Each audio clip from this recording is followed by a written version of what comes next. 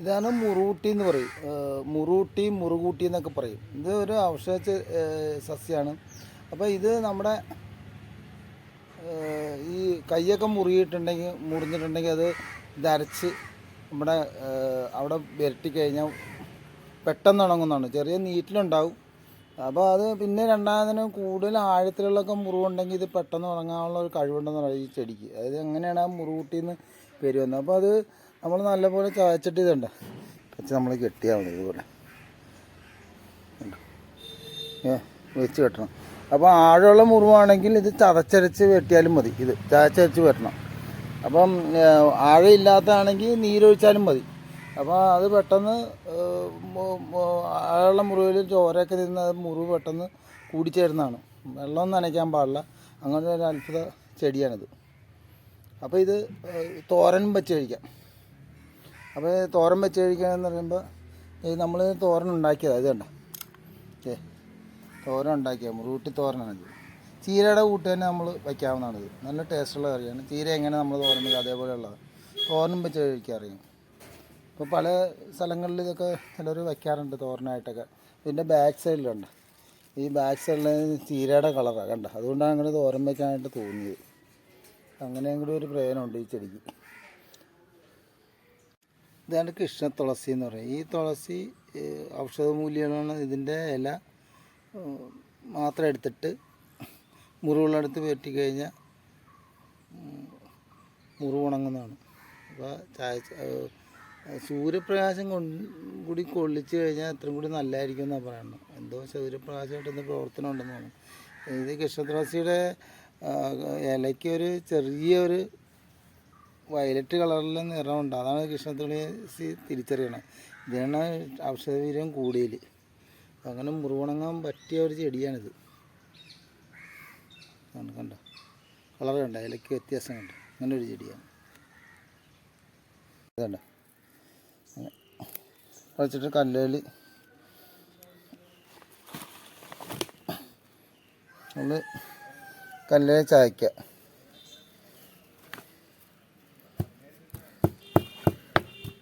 ചായച്ചിട്ട് ഇത് നമ്മൾ ചായച്ചായിട്ട് കാണുക. ഇതല്ല, ഇത് നമ്മുടെ മുറിവ് എവിടെയാണുള്ളത്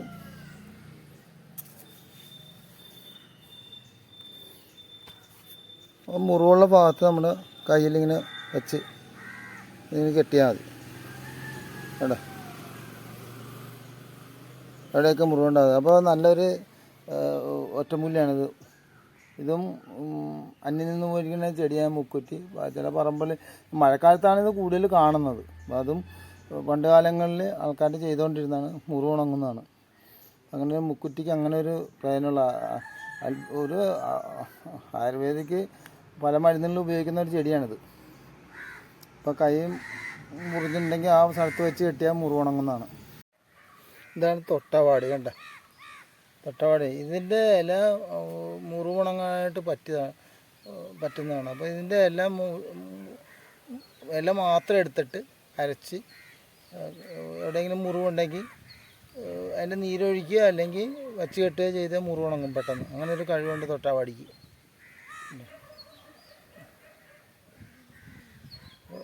അഴിച്ച് ഇത് ഏറെ കേരത്തക്ക രീതി കെട്ടണം, എന്നാലേ ഉണങ്ങുള്ളൂ.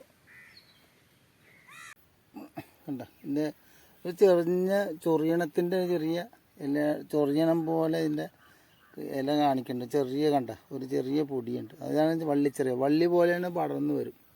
അപ്പോൾ ഇത് മുറിവിന് ഏറ്റവും നല്ലതാണ്. കൈയോ കാലോ എവിടെയെങ്കിലും മുറിഞ്ഞിട്ടുണ്ടെങ്കിൽ ഇത് മുക്കുറ്റിയുടെ ഇല ഇതുമായിട്ട് ഒന്നിച്ച് നോക്കുകയാണെങ്കിൽ നല്ലതായിരിക്കും. ഇത് ഇതിൻ്റെ ഇല അല്ലെങ്കിൽ ഈ ഇല മാത്രമായിട്ട് അരച്ചിട്ട് മുറിവിൽ വെട്ടിക്കഴിഞ്ഞാൽ മുറിവ് ഉണങ്ങുന്നതായിരിക്കും. അങ്ങനെ ഒരു ചൊറിയനാണിത്. ഇതാണ് വള്ളിച്ചൊറിയണമെന്ന് അതിൻ്റെ പേര്, അല്ലെങ്കിൽ കൊടുത്തൂവ എന്നും പറയും. മുറിവ് ഉണങ്ങാൻ പറ്റും. അപ്പോൾ ഇത് നമ്മുടെ കൈ പിടിച്ചാൽ ചൊറിയും തൊടുത്ത് കഴിഞ്ഞാൽ. അപ്പം ഇത് അരച്ച് കഴിയുമ്പോൾ ചൊറിയില്ല.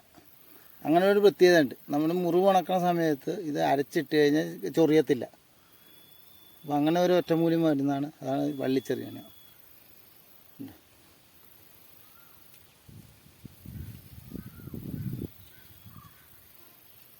പിന്നെ എന്നൊരു തുമ്പ. കാശിത്തുമ്പയെന്ന് പറയും. അപ്പോൾ കരിന്തുമ്പയുണ്ട്, തുമ്പ 2-3 ഉണ്ട്. അപ്പോൾ ഈ തുമ്പ നമ്മുടെ പറമ്പുകളിൽ കാണുന്നതാണ്. ഇതും കാണാൻ പാടാണ്, അന്യം നിന്നുകൊണ്ടിരിക്കണം, ബലിക്കൊക്കെ ആയിട്ട് ഉപയോഗിക്കുന്നതാണ്. എല്ലാം മൊത്തം എടുത്തിട്ട് പിന്നെ കല്ലിലിങ്ങനെ ചതയ്ക്കുക. ഇതുണ്ട്, ഇങ്ങനെ ചതച്ചിട്ട് നല്ലോണം ചതയ്ക്കണം. ഇല മാത്രമേ എടുക്കാവൂ.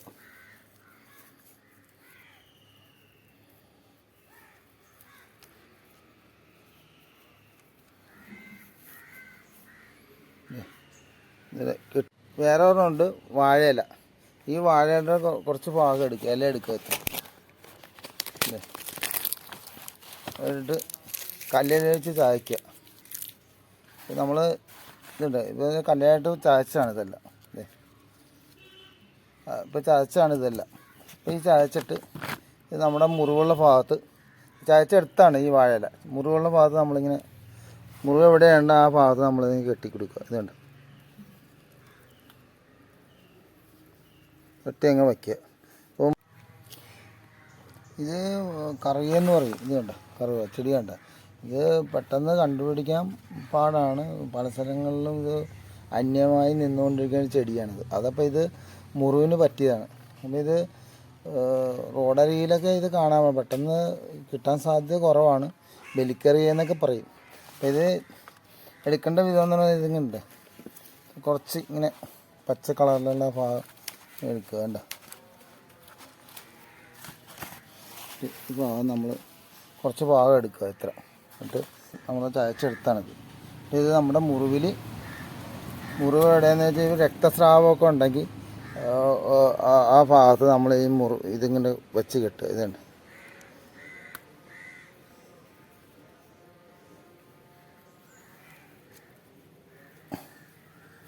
ഇട്ടുകഴിഞ്ഞാൽ രക്തം. ഈ തെങ്ങിൻ്റെ ഈ ഓലയുടെ സൈഡിൽ ഒരു പൗഡർ പോലെ ഇരിപ്പുണ്ട്. ഇതുണ്ട്, ഇതിങ്ങനെ ഒരു പോലെ ഒരു സാധനമുണ്ട്. ഇങ്ങനെ വടിച്ചു കഴിഞ്ഞാൽ ഇതിങ്ങനെ വരും. ഇതുണ്ട്,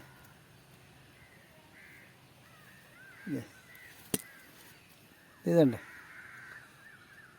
പിന്നെ പൗഡർ പോലെ ഒരു സാധനമാണ്. അപ്പോൾ തെങ്ങിൻ്റെ കൂമ്പിലും സൈഡിലും ഓല, ചെറിയ തെങ്ങിൻ്റെ കേട്ടോ, ഇതിലൊക്കെ ഉണ്ടാവും. ഇത് കൂമ്പിലൊക്കെ ഉണ്ട്.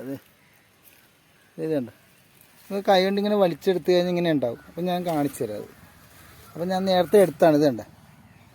അപ്പോൾ ഇത് മുറിവ് ഉണങ്ങിയിട്ടുണ്ടെങ്കിൽ പണ്ട് കാലങ്ങളിൽ ആൾക്കാർ പഴയ കാലത്ത് ഇതുപോലെ കാലൊക്കെ പൊട്ടിക്കഴിഞ്ഞാൽ പെട്ടെന്ന് മരുന്നിന് കിട്ടാതെ വരുമ്പോൾ ഇതങ്ങ് വച്ച് കെട്ടാറുണ്ട്. അപ്പോൾ അങ്ങനെ കെട്ടിട്ട് ഉണങ്ങിയിട്ടുണ്ട്. വെള്ളം നനയ്ക്കരുത്, ചെറുതായിട്ട് ഏറെ ചേർത്തക്ക രീതിയിൽ കെട്ടണം, മുറുകി കെട്ടരുത്. പിന്നെ ഇത് ഇപ്പോഴൊക്കെ നമ്മൾ വച്ചാൽ ചിലപ്പോൾ കീടനൊക്കെ അടിച്ച തെങ്ങാണെങ്കിൽ ചിലപ്പോൾ സെപ്റ്റിക് ആകാൻ സാധ്യതയുണ്ട്. പിന്നെ ഷുഗറുള്ളവർക്ക് ചിലവർക്ക് കാല് പഴുക്കാൻ സാധ്യതയുണ്ട്. അപ്പോൾ അത് കാര്യങ്ങൾ ശ്രദ്ധിക്കണം. ചെറിയ മുറിവൊക്കെ ഉണ്ടെങ്കിൽ ഇത് ഇങ്ങനെ ആഴത്തിലുള്ള മുറിവുണ്ടെങ്കിൽ അങ്ങ് വെച്ച് കഴിഞ്ഞാൽ മാംസം കൂടി മുറിവ് ഉണങ്ങുമെന്നാണ് പറയുന്നത്. അപ്പം ഞാൻ ഇതുപോലെ കാലൊക്കെ ഇത് പൊട്ടിയിട്ട് ഇങ്ങനെ ചെയ്തിട്ടുണ്ട്, എൻ്റെ ഉണങ്ങിയിട്ടുണ്ട്. അപ്പോൾ ഈ കീടനടിച്ച തെങ്ങൊക്കെ ആണെങ്കിൽ സെപ്റ്റിക് ആവും, അതും കൂടി ശ്രദ്ധിക്കണം കേട്ടോ.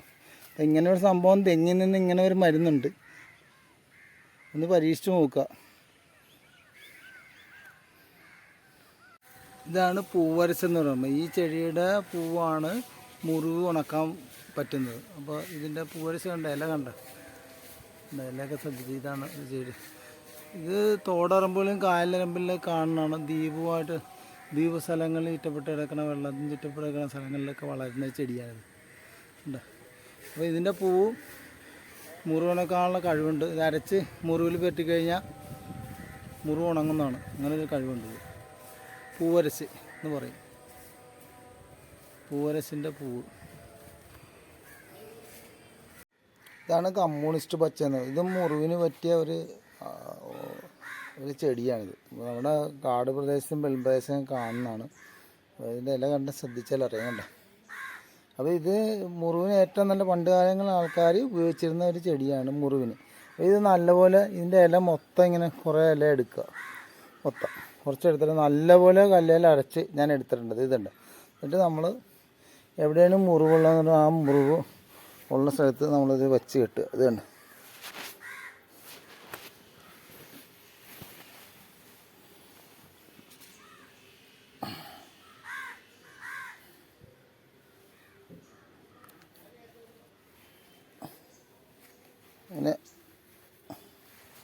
ഇതുപോലെ മുറിച്ച് ഇതിൽ കെട്ടിയാൽ മതി. വേണ്ട, മുറുക്കി കെട്ടണം. അപ്പോൾ ഇത്രയും എയർ കയറണം, ആ രീതിയിലേ കെട്ടാവും.